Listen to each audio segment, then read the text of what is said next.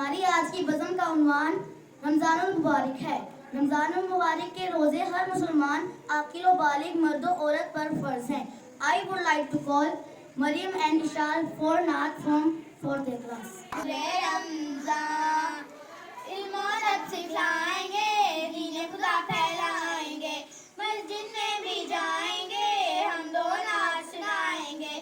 اللہ تیرا ہے احسان کہ تو نے بڑھا دی سب کی شان، آیا ہے بن کے مہمان نور رمضان، نور رمضان۔ Now I would like to call Mama Sajjad for speech from 5th class.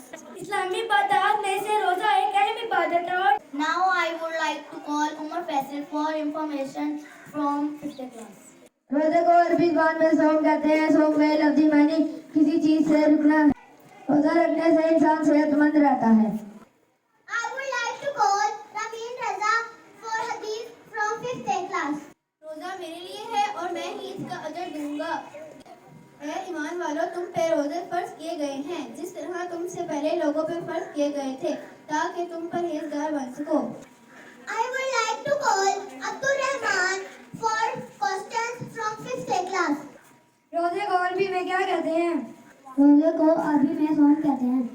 روزہ کب فرض ہوا؟ 2 ہجری میں روزہ فرض ہوا۔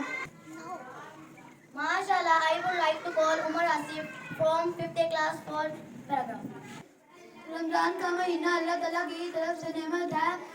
اس کے 3 اشرے ہیں۔ حضرت عائشہ رضی اللہ تعالیٰ عنہا سے روایت ہے کہ نبی اکرم صلی اللہ علیہ وسلم حضرت محمد صلی اللہ علیہ وآلہ وسلم نے فرمایا، روزہ جسم کی رکعت ہے۔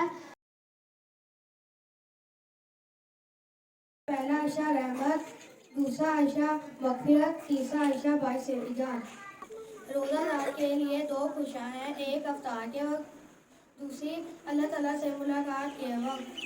روزہ 2 ہجری میں فرض ہوا۔ رمضان میں قرآن پاک بھی نازل ہوا۔ مسلمانوں نے کفار کے مقابلے میں غزوہ بدر اور غزوہ احد لڑی۔ اس مہینے میں زیادہ سے زیادہ نیکیاں کرنی چاہیے۔